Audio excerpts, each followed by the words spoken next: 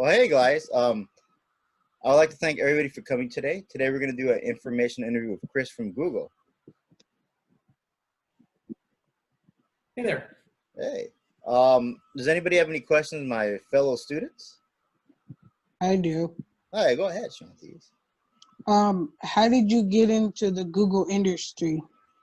So I guess from a pretty young age, my mom kind of noticed that I wanted to be around computers, kind of kept putting me in computer classes.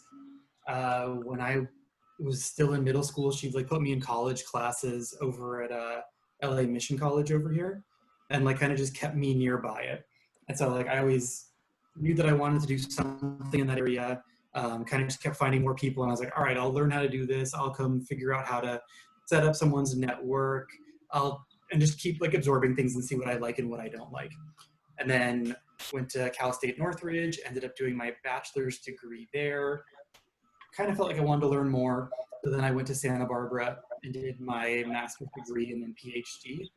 And then when I was doing my PhD, I got an internship at Google over in San Francisco. And so they had me there for the summer working on stuff for them. And then eventually that kind of, they're like, hey, want to come back for the real job? And I was like, okay, sure, why not? Let's do it. Oh, that's pretty cool. Okay. All right. Moba, do you have a question? Thanks, Shantice. You're welcome. Do you like your job? Most of the time I do. But if you watch me later in the recording, yes, I love it very much.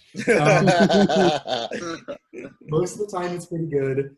A lot of meetings, and the meetings sometimes wear me down, but in general, best job I've ever had. 50 hours, come in whenever I want, leave whenever I want. So extremely happy. All right, thanks, That's Moba. good. Sasha, you have No any problem. questions? There she goes. I'm here. Oh, what would you like to ask Chris, Sasha? What are the things he liked about his job? So there's always a lot of smart people to learn more from all the time. There's a lot of people from different walks of life, different life lessons they've picked up along the way. Everybody's kind of got an interesting set of things that you can kind of learn from. So you're always learning. So you're always something new to do. You've never really solved the problem. There's always more and more and more to do. I see. Thank you, Chris. Sure. All right. Who wants to go next? I would like to, Mark. Why, yes, Andrea. Go ahead. Hi, my name is Andrea.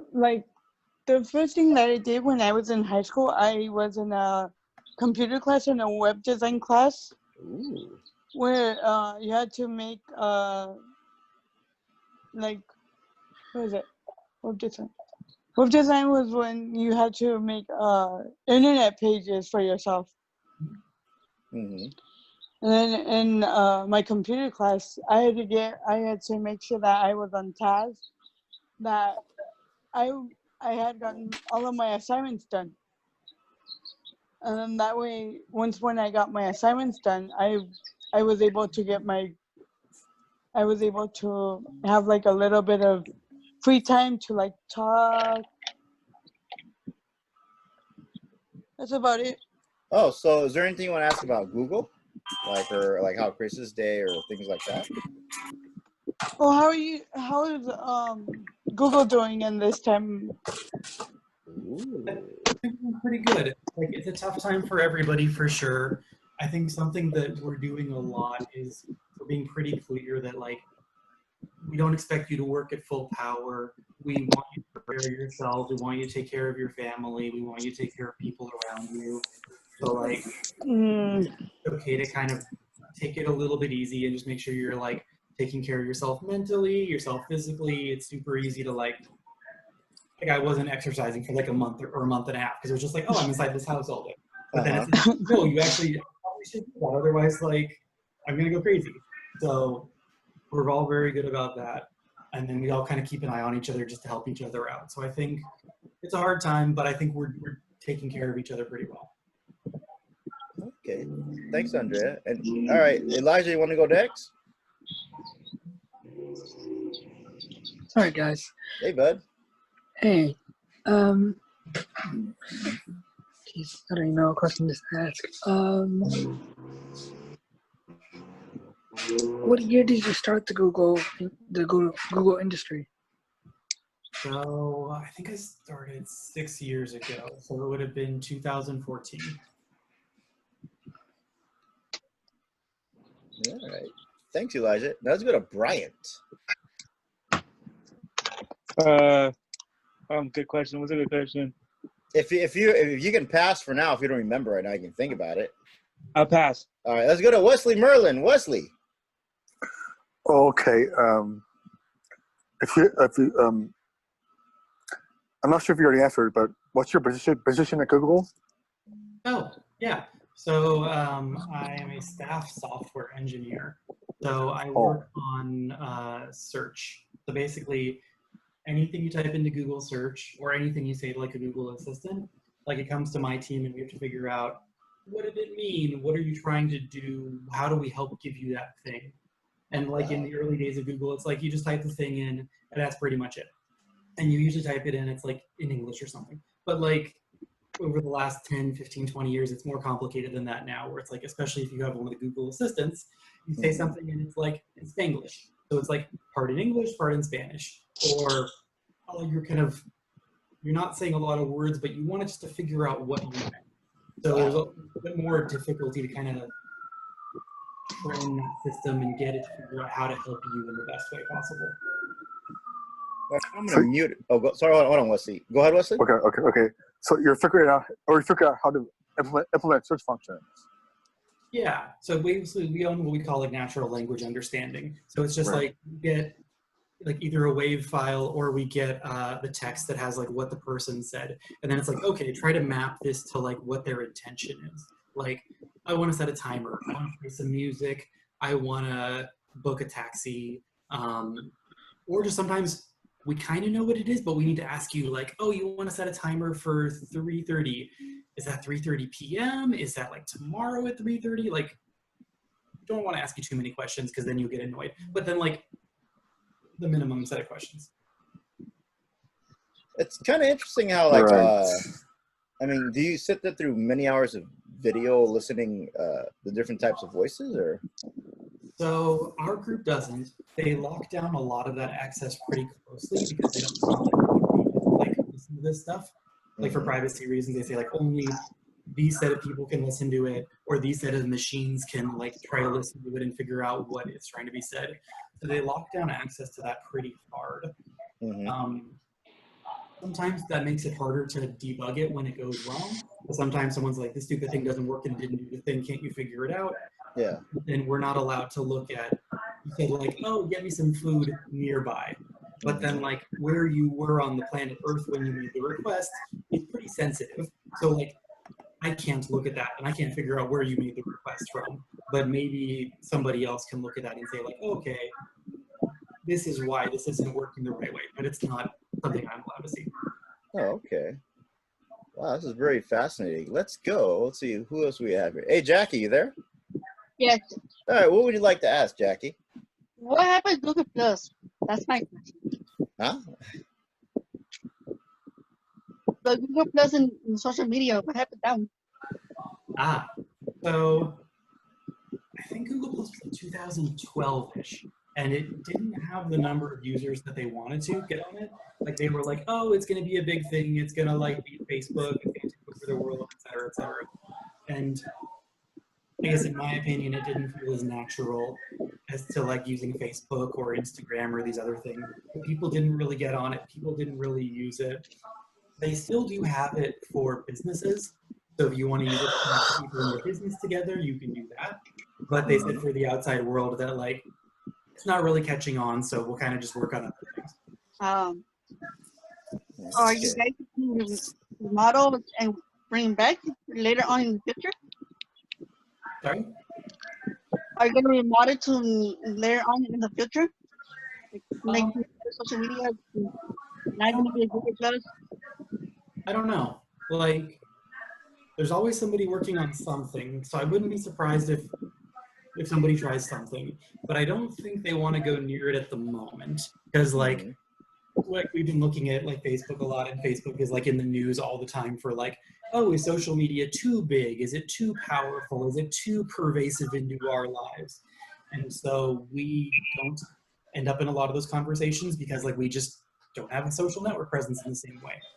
Whereas Facebook, Instagram, Twitter's another big one. Like all of them get pulled into a lot of these like, oh, are you moderating speech? Are you controlling free speech? But we don't get into that so much. Okay. Well, I have a question. How did the Google Drive evolve, or how did it start? So I know there's roots of it in Gmail, where like in Gmail was kind of like somebody had this idea one day where they were like, I'm just gonna build this email thing and I'm gonna be able to search on it.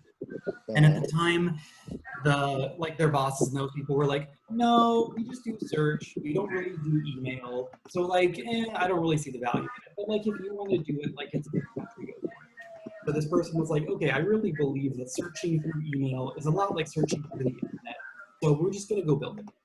So this person built it in their spare time, and then it was actually like very successful and very popular.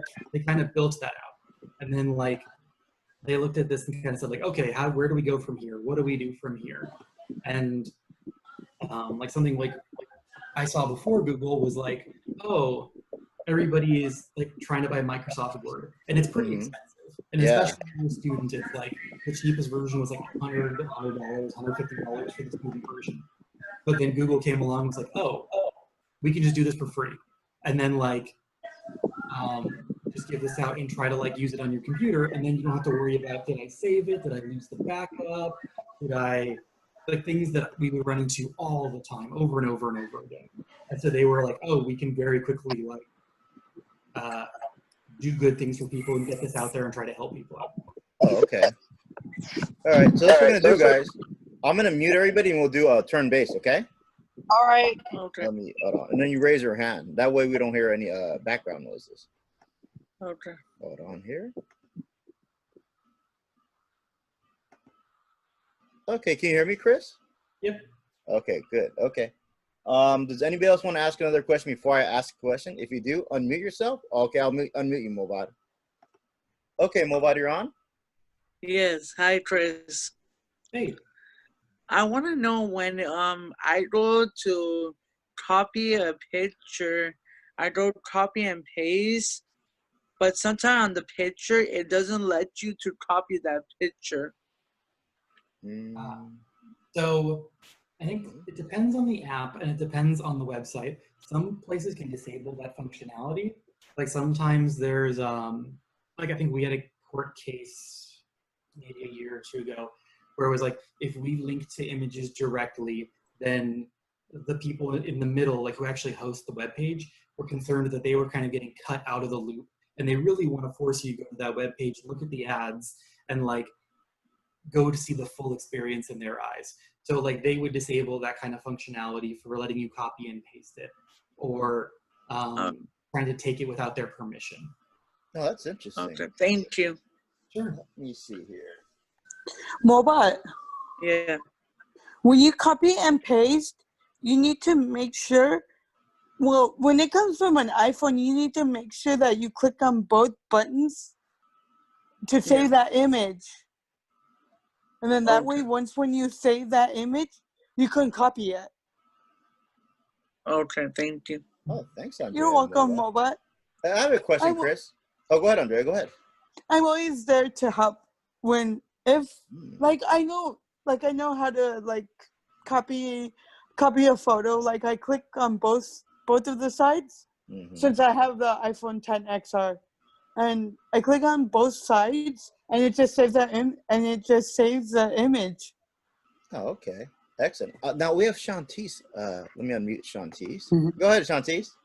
How do you, if you want to scan something on your phone and you're trying to send it out, how do you scan? It's something I'm learning because I was learning to scan on my mom's phone from the laptop because we have a printer / fax machine or whatever. Yeah. So I was learning, how do you scan from the phone to the printer or whatever? I haven't done that one before. I've seen people Mm. just take pictures of the thing, but then it looks kind of bad later. Yeah. Um, I I mean, don't have a whole lot of experience there. yeah, I usually take a Mm. picture, Shantice, but there's apps Yeah. we can talk about later where you can turn it into a PDF. You take a picture and it converts it into a PDF.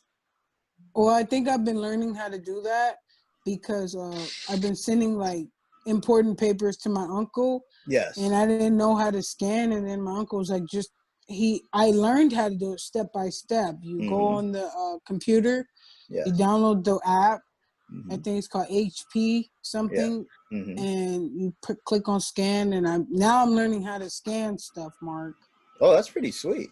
Yeah, I didn't know how to scan stuff before, but I just wanted to ask that question up more so I could, Mhm. know in the future how to scan stuff. Oh, But I'm nice. learning to scan a little bit better because I didn't know how to do it. Yeah, it's like we're in this world where we can't go out. We have four walls and a door, and like we got all the time in the world to learn new things. That's what's good about Yeah. it. Yeah, Time's that, officially stopped for us, right? yeah. And I have one more other question. How do Mhm. you fax from a printer, Chris? Oh yeah. It depends on the printer. Like if you got one of the Mhm. multifunction machines, like you should be able just to like put it on the glass, and there's Mhm. usually a fax button, and you can like dial the number, and you Mhm. should be able to do that. But if it's just a printer, then it Yeah. won't fax at all. It'll only print. Oh, okay. Okay. Thank you, Chris. Of Yeah. course. Oh, we have Tremaine there. I'll unmute. Oh, you know how to mute yourself, right, Tremaine? Mm-hmm. All right. Oh, you're already on. Okay, go ahead, Tremaine. Hey, Chris, I have a question. Sure. How is your work environment like in Google? Oh, I love it. Let me tell you some random things and then tell me if I answered this right or not. Like, it's pretty casual. It's pretty laid back. So you kind of come in whenever you want. You leave whenever you want. I'm a bit more of an early person, so I usually get in at like 6 in the morning. We have a gym, so I can just go to the gym there. We have showers if you need to shower, so I usually do that in the morning. We'll try to we have a coffee machine, so I'll make some coffee, read a book. They have breakfast, lunch, and dinner all for free there. So I usually get some food. Everyone's pretty polite. Everyone's pretty friendly. We're next to the beach over at Venice. Oh, So wow. like sometimes I have a meeting with somebody and it's like, okay, I don't want to just sit in a room and like that's kind of boring. Maybe we want to walk to the beach and just talk about something, see what's going on. Is there a problem somebody's having with the computer? Is there a problem somebody's having with another person? Like kind of just getting some sunlight and some fresh air kind of just works through it better. But like everybody's pretty polite. You usually get to pick what projects you work on. So it's like if you don't want to work on it, like you don't have to work on it. But like we just try to find things that help out each other, help out the company, help out our customers. So we're pretty flexible, I would say. Very interesting. Yeah. Someone else, one of my students, they're not here today. They had a question. They wanted me to answer it. Ask you. Is Google kind of like what's like in the movies of the internship? I've only seen the movie once, Mm-hmm. so I don't remember that well. I know they filmed like half of it at Google. Yes. So half of that looks about right. I mean, there's parts that are probably similar, parts that aren't. Mm-hmm. In the movie, I think they have the slide. We don't have a slide here in LA, but we have a slide up north. Mm-hmm. I'm trying to remember other ridiculous things. Here we have like guitars if you want to learn a guitar. We have surfboards you can borrow. Ooh. Yeah, I'm terrible at surfing. Yeah, me too. That sounds fun. Yeah. Yeah. On Mondays and Thursdays, we go play frisbee. We have board game nights on Tuesday. Yeah, we have a pretty good time. Oh, wow. See you guys. I know a couple of you guys had questions earlier about wanting to work at Google. Now's the time to ask a few more extra questions. Oh, Mobot again. Let's unmute Mobot. Yes, Mobot. So Chris, how many customers do you guys have for Google? Oh, wow. Very recently, I guess I maybe think of it as everybody on the planet, but more recently, like for all the coronavirus stuff, like we've been trying to change the search functionality around where if you type in like coronavirus, Los Angeles, or any other city, that we can kind of just tell you, hey, here's a graph, here's a picture, here is some data that kind of just tells you what's going on. There's definitely a lot of like confusion going on, what's real, what's not real, how do we just kind of tell you information that is important for you. So I think people have been working like crazy hours around that kind of stuff. And one more thing, what is your job duty if you want to work there? What is the job duties? So it's a good question. Like my work kind of varies quite a lot, and there's maybe different kinds of roles involved. Like the usual role is like you'll write some kind of code that the computer can understand to make it do something. So like we'll put a graph, we'll put a table, we'll put some information that can help people out. My job more lately has been like, how do you get people to talk to each other better? How do you help people work through problems that they're facing with each other, with themselves?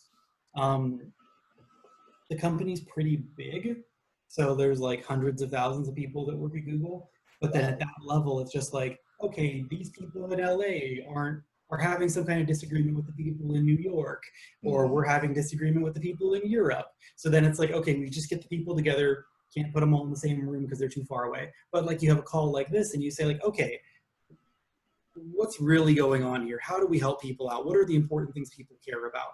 And sometimes it's a technical thing. This thing doesn't click into that thing, like the jigsaw pieces don't fit. And sometimes it's like, this person said something and I thought they were being rude, so I'm mad at them. So like, you just talk through it. Everybody's usually pretty nice about everything. And then like, just trying to figure out how to keep things moving along. So that's a lot of my job. Oh, thank you.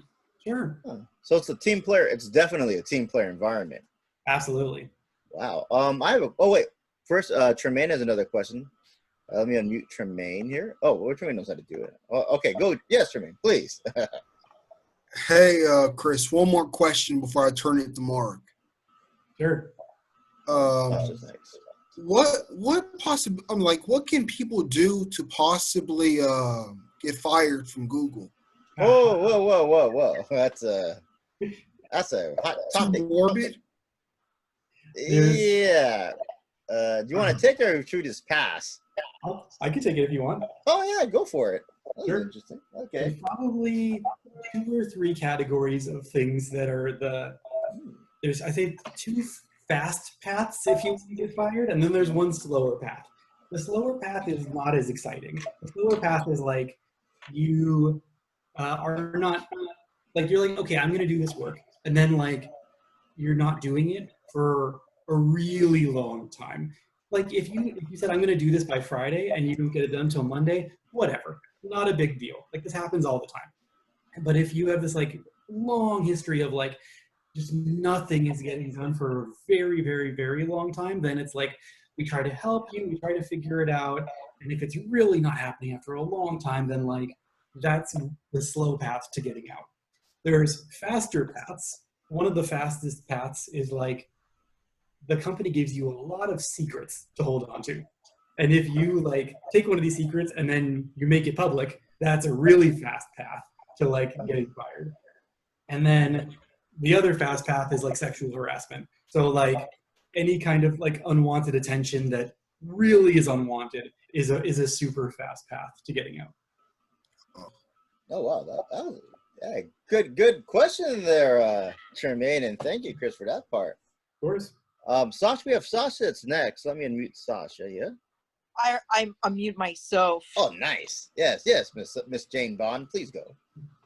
I have a question for you, Chris. Do you guys have like a file clerk position? I don't think so. Like I don't think we have a lot of physical filing to do. Like it's almost all digital, or like I don't think I've ever seen an actual desk that would need things filed in it. Okay. Well, maybe Sasha would be like we can look at other positions in the future, see what's digital. I've worked in a warehouse well, warehousing and logistic, Chris, when ECF was opened. Oh Nice. yes. Yeah. What was your job duties again, there, Sasha? I tend to forget that. I do candles, and I put stickers where the corner of the envelope is, and I do the line production. I'm a production line worker. Oh, okay. It'd be like boxing candles, right? And putting stickers underneath it, correct? Oh, I can't hear you there, Sasha. Hold on. Wait, hold on, Sasha. Can you say that again, Sasha? I couldn't hear you for a second. I do accordion folders, you know, like alphabetical order, and now the new we've been doing we actually been doing Was the it? months Mm-hmm. the months for we've done it on monthly. So yeah. So I've done this in alphabetical order, and as far as the numbers go, it's numerical order for the calendar. Oh yeah, before we had the pandemic, right? Yes. Yeah. All right. I think Lisa had a question. Hey, Lisa, did you have a question? Lisa, I saw you raising your hand earlier. My apologies.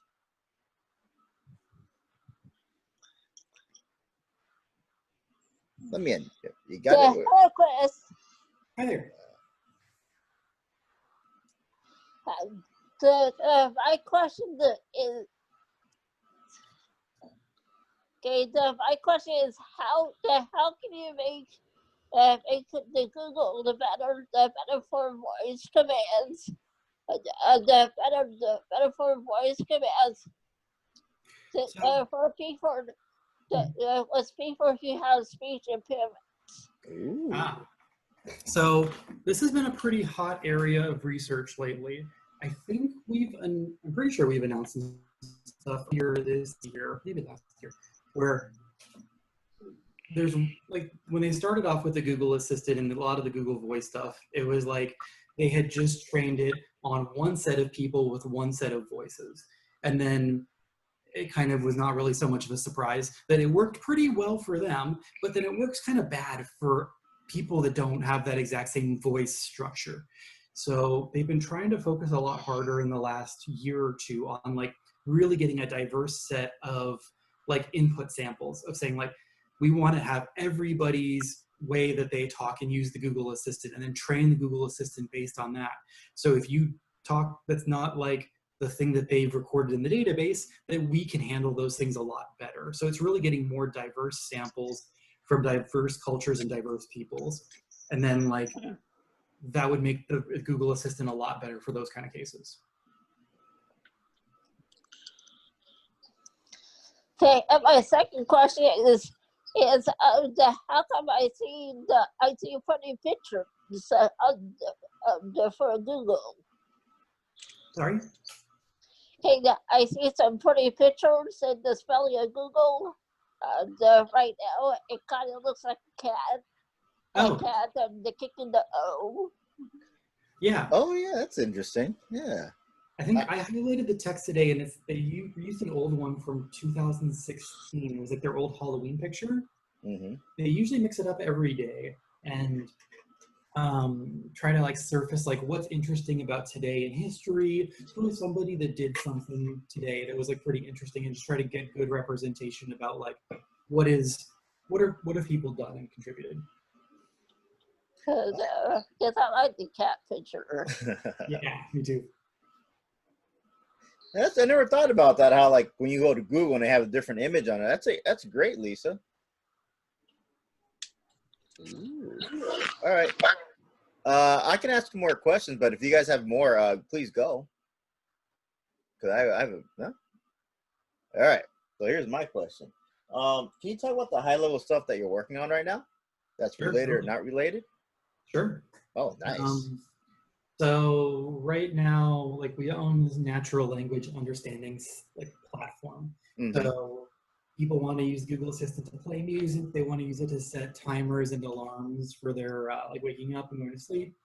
And then there's a lot of newer use cases you want to support too, like things that like people might not know they can use a Google Assistant for, like ordering food, getting like a lift, turning on the lights in your home. Like I've got mine wired to like turn on my air conditioner if I want to. Like things that maybe like how do you tell people that the Google Assistant can do these things? How do you make these things work pretty seamlessly? Then like a normal problem you run into, kind of like Lisa's question was like, not everybody says these, not everybody asks for these things the same way. Like, how do you make sure that you support all of these different ways? And a lot of it just like, you just have to go ask people, how do you turn on the air conditioner in your home? And you're like, well, I maybe would say this, maybe I'm gonna say that, maybe I would say this. And you just have to get all these different examples and then give it to the computer and say like, if it looks anything like one of these, it's probably this. But like the English language is hard. So like a lot of these could really mean so many different things. Like, I think we have so many of these that are like, play Lady Gaga. And like, I would look at that and I'm like, okay, that's, to me, that's a person, they want to have some music that gets played. But then some people are like, oh, maybe this is a person and she wrote a book. Maybe she has a podcast. Maybe there's a video game that she's making. Maybe there's a movie that she's in. And then like, there's just so many possibilities. And it's like, well, to me, it's obvious when I ask the computer this is exactly what I want. But to the computer, it's like, well, there's 100 different choices for what this thing means. How do I figure out the right one? And it better be fast. Oh, wow.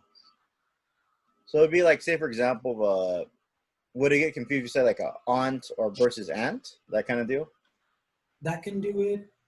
Cases where the thing just has so many different meanings. Like sometimes it's like, you say play Lady Gaga, and what it really means is like, play my playlist that's named Lady Gaga from Spotify. And like, you didn't say any of those words, but we need to kind of figure out that you meant this thing. Setting timers and alarms, people get like, that confuses sometimes. Like sometimes people confuse the two with each other. That's like, normally you say set a timer for 20 minutes. But like, if I'm lazy, I'm just like, set a timer for 3 p.m. And it's like, that kind of still works in the human brain, but the computer gets confused. So is like the secret or the best way is being specific when you're speaking to Google?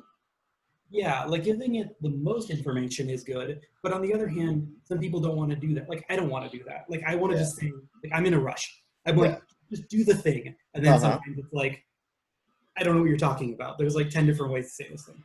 No, okay. That's pretty neat. So we do a lot of like handling Google search, Google Assistant. We've been trying to look at other things like Google Photos, YouTube, do a little bit of YouTube. And then I used to work on YouTube maybe 2 or 3 years ago. And then it's like, how do you get music out to people through there? People like to click on it and watch the videos, but what if you want to give them the music? And then how do you get that into like cars? How do you get that onto like watches? How do you get it onto basically everywhere that you could possibly put music? How do you get that music there? So would you often collaborate with YouTube in San Bruno, Northern California? Oh yeah, we've been there a lot of times. They have a nice slide. Oh yeah, I used to live up there, so I, would visit it.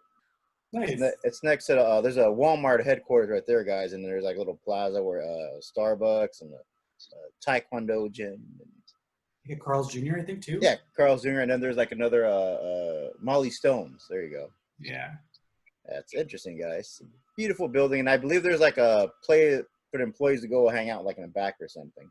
Yeah, we have a pretty good place to hang out. They usually will bring like influencers or like people that have like 1 million subscribers or whatever and say like, just come and talk about like, what do you like about YouTube? What do you hate about YouTube? Because like, we want to know, like, this is the thing you're frustrated about. Like, how do we help you kind of make this easier?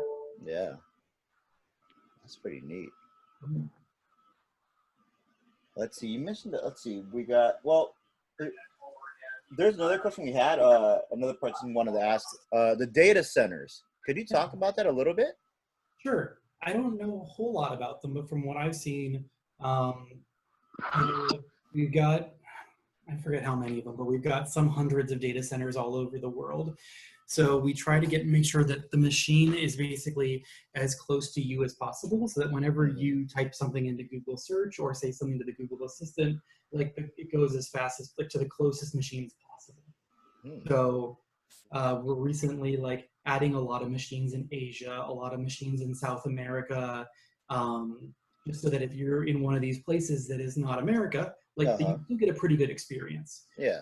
So speaking of things that are like kind of impacted by the coronavirus, like normally we try to order as many computers as possible because we say like we always need more computers. But then like our ability to get more computers kind of slows down or is affected because like people aren't going into the factory to make more computers because like, not safe to do so, which is of course totally fine. But then it's like, well, how do we keep adding more computers so that everything is fast for Google? We try to invest a lot in green energy. So like we look at a place and say like, oh, there's a waterfall. Maybe we can build the data center at the bottom of the waterfall and then all of the hydro energy can like power the data center. Oh, wow. Well, we have to be super careful because it's like the water's gonna hit the computer. So like, you gotta be really careful about making sure that none of the electricity just gets like overwhelmed. If there's particularly windy areas, we can build like wind farms next to that too. Oh, okay. Wait, one more question and I'll get to Lisa, okay? Is the objective like of Google is kind of like not to leave a carbon footprint? Definitely for the data centers. And I think for the data centers, we're already carbon neutral. Oh, wow. I think we partially do that through like building them by like hydro and wind and that kind of stuff. And I think we also buy a lot of carbon offsets to like get back to neutral there. Oh, okay. Hey, class, do you guys understand the term not leaving a carbon footprint? If you're confused, give me a thumbs up. So, oh, wow.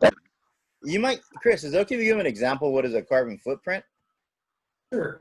So I guess I'll say, like, if before pandemic, if I take an airplane and then I go from like LA to New York, like it's burning a ton of carbon, it's burning a lot of fuel, it's burning a lot of energy, and it's kind of doing some damage to the environment in the long term. So if you replace that with something green like solar panels or some other kind of form that's renewable, like then you're not causing that kind of harm to the environment. So we try to invest a lot into making sure we're not hurting the environment there because we consume a lot of electricity. Am I doing okay job? Oh, you're doing great. Now I believe Lisa has a question. Lisa, oh, you got it handled, right, Lisa? You want me to help you out there? Or? My next question. Oh, wait. Oh, you got it? Let's see here. I can help you out, Lisa, if you like. Hold on here.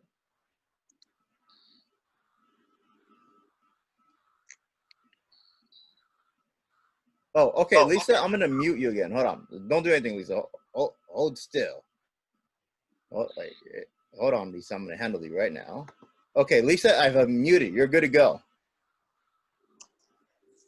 Okay, my next question is regarding Google Photos. Is there a way how you can actually retrieve the photos that you took? Like about 5 years ago, to be able to back it up. So it depends if you uploaded them to Google Photos when you first took them. Like I've got probably the last 5 or 6 years of photos and I can just download any of them at any time because I uploaded them all to Google Photos. So if you go to the Google Photos website, there's like a download button on there and it'll just give you like a big zip file that has all the photos on it. The downside is that it's really, really big. Or you can just download the individual photos if you say like, I only want this year's photos. I only want this exact photo right here. Like you can choose, I want these photos and nothing else, or you can say, I want all of them. Wow. Did I answer your question, Lisa? But because the because sometimes when I try to actually go backwards, it doesn't actually show pictures. It actually just shows symbols. Then I guess you would have to look at it to be sure, but I guess my instinct is to say like maybe it's not actually uploaded to Google Photos, so maybe there's no way to get it back there if Google never had it in the first place. But it's a little hard to say without seeing. Okay. Thanks, Lisa. All right. Let's see here. Does anybody have another question before I ask? Oh, yes, Sasha, please. Yes. I'm about to leave right now, okay?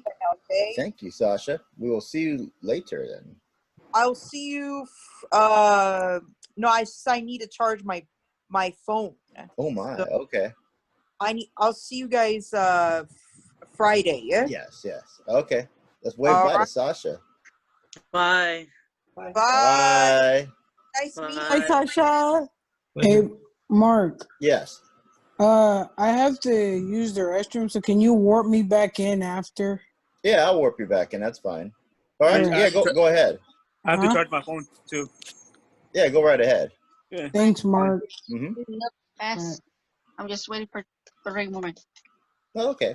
Well, I did have well, I remember, Chris, you were talking about like how to get, how Tremaine asked, like, how to get fired. Yeah. What about if you want a career advancement? What do you do for that? Yeah. Yes, I hinted before that there is always too many things to do at Google. So getting advancement at Google is pretty much like grabbing more of those things. Some like at the lower levels, it's finding more of these things and working through it. At the higher levels, it's finding things that people have not thought of, and then like we call it like placing a bet on one of them, and then like it would actually work. It would actually pan out. So like one of the bets I have is like trying to rethink how we do a lot of natural language understanding. Yes. And it's a longer project. We're kind of coordinating it between like LA, San Jose, New York, Cambridge, and Europe. And like it's been a year and a half, and so far it's going pretty well. But some of these, like sometimes they just don't work out, and sometimes it's the wrong decision, and sometimes like nothing bad happens to you, but like it's just like, oh, it just didn't work out. Okay, let's just try something else. But like this seems like it's working, and this seems like it's a bet that is paying off for everybody. That's very good. And I had another one here. Hold on here. I like to write things down here. Nice. Mike, Linda's not able to attend the Zoom session. No worries. Okay. Thank you. I just sent you a message to him. Okay. Let's see. Well, what type of education is generally required, in your opinion, to apply at Google? So a bachelor's degree is pretty much the minimum. Oh, okay. Usually in computer science, sometimes like we'll have somebody who has like a degree in linguistics, somebody who has a degree in electrical engineering, kind of a bachelor's degree in something. Okay, hear that, crew? Yes. If you have more than that, like it certainly doesn't hurt. But I guess I would call that the minimum. Oh, okay. What's the average generation that works there? Like age range? Yeah, or kind of like age range, in your opinion. So I think the average is probably like 24 to 40. Like we've got people outside of that. It's not super common. There's pretty much a lot of Generation X's and most millennials, I would guess, right? A lot of millennials, yeah. And a new generation probably coming up soon. Oh yeah. But no baby boomers or anything, or? It's a pretty small percentage. Like it's probably, I would just guess at like 10%, but it's kind of just a guess. Oh, okay, excellent. All right, there's the other one out here. Well, we try to really make sure that we have a good like diversity of like ages, backgrounds, because like those people have seen more systems that have been built and why these things work and why they don't work. So it's good to have them on the team to kind of say like, oh, there's a landmine here. Like, let's not go this path because like I've already seen this kind of thing. Yeah. Let me see here. So what's the average length for like this type of a career for a person would be? I think it's pretty bimodal. Like, I Mhm. think some people do this for a pretty long time. Yes. And then a lot of people also burn out on it. Mhm. Like we had someone I used to work with a long time ago who like worked every day, worked nights and weekends, really kind of did like everything he could. And then one day was like, I don't want to do this anymore. I want to go make chocolate. And Oh, then wow. Yeah. he opened up a business and he's like, I just want to sell chocolate. And Mhm. like, just one day, just I'm out. So like, you get that every once in a while where it's just the company says like, hey, we want you here for the long term. We want you to like kind of be healthy and take care of yourself. But if there's an infinite number of things to do, some people are like, hey, I'm young, I'm single, I'm just gonna keep working day, night, weekend, et cetera, et cetera, et cetera. And then it's like, well, kind of no surprise that like you burn out. Oh, wow. Like, well, my next question would be like, how does Google like help employees avoid burnout?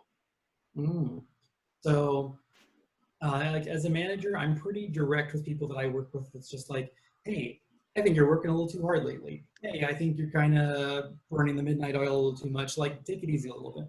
Mhm. Like, you can do whatever you want, but like, if this is like, there's no expectation from me that you're working these crazy hours. Oh, They also okay. provide like free therapy. So it's Mhm. just like you can go to a person, see get counseling, or they have chat services where it's just like you can, if you want to just text, you can just text someone and talk about what's going on. Wow. And then my other question is like, does Google provide for employees team building exercises? Sure. So things I've done is like we take the team bowling, we Mhm. take the team to an escape room, we like we play frisbee together. A few months ago, Ooh.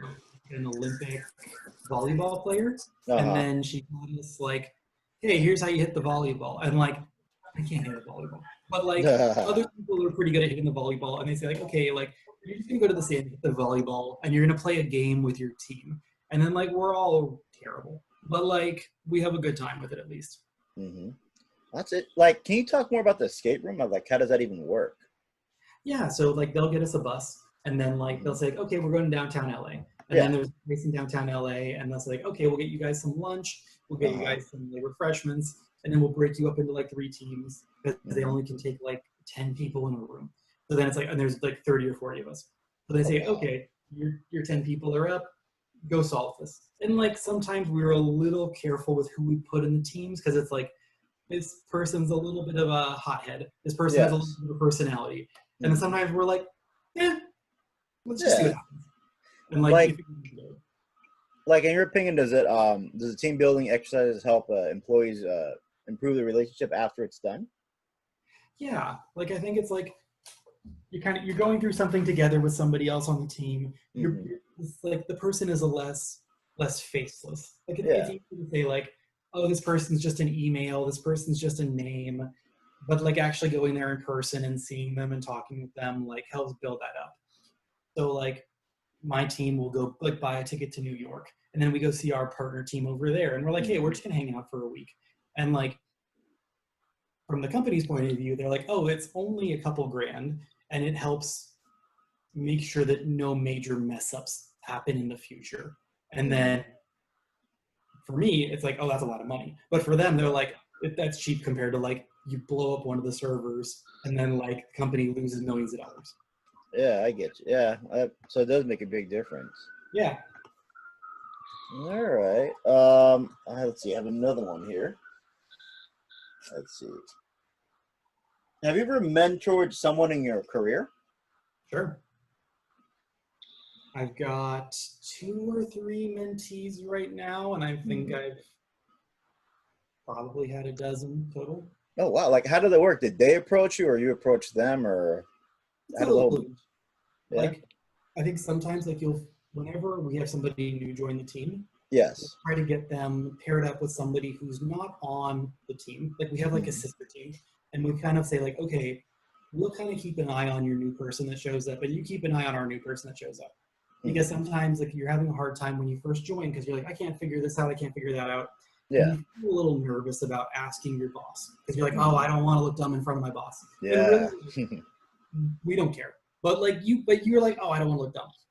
But like you feel less bad about talking to the person on the sister team because you're like, oh, we're kind of equals. There's you're not my boss. I can kind of ask you these questions. So you feel a little more comfortable. So there's like people on sister teams where it's like, they are like, I don't know how to do this. And I'm like, okay, cool. It's this.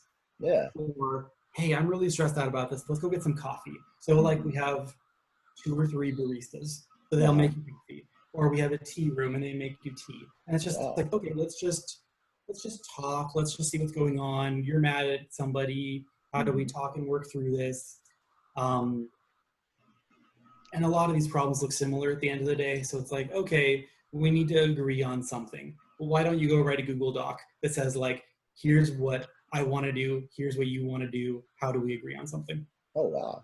And then my next question after that's like, do you provide like, say for them, does Google provide for employees job shadowing if they're interested in changing a career within Google? Sure. So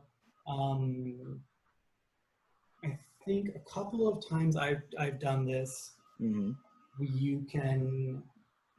For one time we had a product called Google Books, and then they wanted to add comic book support. I was like, I'm into that. Yeah, totally. So I was like, fine, I'll follow you guys around, and I want to see how one of these jobs looks like.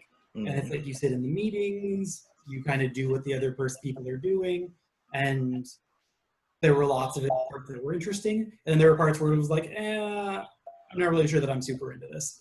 So like I kind of helped them for maybe 2 months, and then I was like, I'm good. Thanks for the opportunity. And then there was like probably a different time when I was like, we were living in San Jose, but then like my family's here in LA and my wife's family's here in LA. So it was like, I just bought a plane ticket, flew down to LA, came to the office here, and I was like, here's the leads for the various departments. Sell me on your team. And then I liked one guy better than the others. So I was like, hey, I want to be on your team. And he's like, all right, we'll take it. Oh, wow. And then like you pack up your stuff, they move your stuff. Like they don't want you to stress out about moving. So it's like, okay, they'll move it for you. Wow. So you would recommend like someone like if someone wanted interested about a job, they should do some job shadowing, right? Yeah. Okay. Well, like we've got internships also. So like we'll do like if you're totally outside of the company, there's like a 3-month internship program. And it's kind of messed up right now because of the coronavirus stuff. But like normally you come in, you sit next to the person for 3 months, you work on a little project. The boss already has the project kind of figured out. So it's kind of safer than like a regular project. It's kind of like we've got it. The hard stuff's kind of figured out. Yeah. Like, is this something you're interested in? Is this something you like? Are you open to kind of learning new things and trying things out and like sitting in that uncomfortableness and trying this out? Is like the job shadowing, would that be like the entire day or a certain amount of hours, or how would that even work? So it's kind of up to you and the person you're shadowing. When I did it, it was like, I'm still doing my normal job, but I'm also doing this extra job. Okay. So it's like I may be staying at work late an hour or 2 every day, or I do the work from home. So it's like I come home from work and then I'm like, okay, we're gonna put some TV on, but I'm gonna like fill in these reports, or I'm gonna talk to somebody, and like they were pretty, like they just wanted the extra help. So they were pretty flexible about like how they would get it. Oh, okay. Does anybody else have any questions? Or no? Oh, this goes to Tremaine. And then after that, we'll go to Lisa, okay? So first, let's go to Tremaine. Hey, Chris, one more question for you. Sure. Have there ever been someone that been promoted when you were working? Yeah. I've got 2 people for me right now that are about to get promoted or just got promoted. And then 1 or 2 people on my old team. It's relatively common. Like there's like 10 levels. So like it's relatively common that it happens maybe once every 2 or 3 years. But we also don't want to put pressure on people that says like you have to get promoted, because then it kind of is just bad for everybody. So we're pretty laid back about it. But yeah, it happens. Sweet. Wait, Tremaine, remember, I know you went to school and you got a degree in something, right? What was it? Telecommunications? Is it the for computers, right? Or Oh, right. You talk about computer applications and office technologies. yeah, okay. I was wondering. Then, Wesley, what was your? Remember, you informed me you went to college as well, Wesley. What was your degree again that you acquired? Sorry, me or Jermaine? Oh, Wesley. Oh, sorry.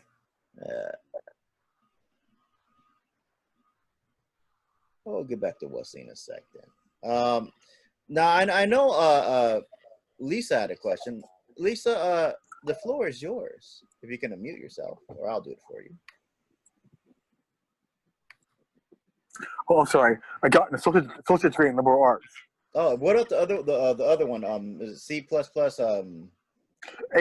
plus CompTIA, A plus degree, A plus certificate.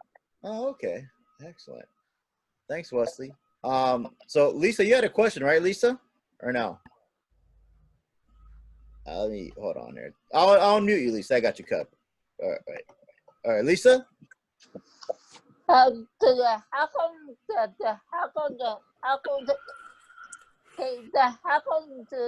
some devices overheat after some time? Ooh. So it depends on the devices. Like sometimes the device will have a fan on it, like, and it'll get really hot because it's like when you're spinning around really fast. And if you block the fan, then the air can't get pushed out of it. So then it goes back inside of it, and then it'll start overheating. So usually, like a laptop or a computer, you want to make sure that that's sitting on a good surface so that the air can get out of it. Like they usually say not to put a laptop on like I think a sofa, because then it's heat is not getting pushed out of it the right way. Phones, it can also happen, like Chromecasts, the little sticks can also happen, but it's usually like what surface is the surface absorbing the heat or getting the heat out of it? Well, oh, okay. So where is the best place to have the laptop? I think if it's got a fan on it, then just making sure that the fan is pushing, like getting the air out of there. So like not putting it against a wall is a good idea. I think not carpet, not couch cushion. Like I've got mine on wood right now, and I think it's doing a pretty good job. So, because lately every time when I turn on my laptop, it works for like half an hour and then it shuts off. So that might be like a different issue. Like sometimes like the computer like is nearing the end of its life, and sometimes that happens. Like it's just not retaining a charge as long. The CPU is not able to like regulate the power anymore. So that might be the like you need to get a new computer, but it's also kind of hard to say without looking at it. Because my dad has it right now. I mean, it could be also, Lisa, like on a newer computers, and tell me if I'm wrong, Chris, like the batteries are attached to it, right? You can't even change them out anymore, huh? Depends on the model. Most of them you can't pull it out. Yeah. Like I have an older one, so basically I can take the battery out and purchase a new and stick that thing in, a puppy in there, you know? Yeah. Yeah. All right, guys. I know. All right. Does anybody else have any questions for Chris before we start nearing the end of the session? All right. I'm going to go ahead and stop recording, but I want to thank. Oh, wait. Mobot. Okay. Mobot, give me the last minute. Hold on, Mobot. Let me unmute you, bud. Chris, okay. How many applications does Google have for people to use? Ooh. Oh, wow. I do not know the answer to this question. That's like a lot. Yeah, it must be hundreds or thousands. Like, I have no idea. It's a lot. And I have another question. When I go on the application, sometimes Google say you have to pay for this thing. Why they do that? Why it's not free? So it depends on what the application is. Sometimes it's like you want to be able to store lots of things for on their services, but it's like they have to pay for the hard drive, they have to pay for the storage, they have to pay for the network connection that gets across. So like if they just make all of that totally free, then like they want to be able to get some of that money back that they're paying for it. Okay. Sometimes there are things that are free, and then they make it Uh-huh. up by like putting ads on top. So it just depends on the type of app, correct? Yeah, and then some things like they have legal restrictions around like are they allowed to give it away for free? Are they not? Like music is one of these like they have to do special stuff with it. Okay. Did I answer your question, Robot? Yes. Thank you so much, Chris. Of course. All right. Does anybody else have any final questions to ask? Well, Chris, I want to thank you for coming on for today. I really appreciate it. You came out and you talked to my students today. I sure learned a lot, and it was very interesting.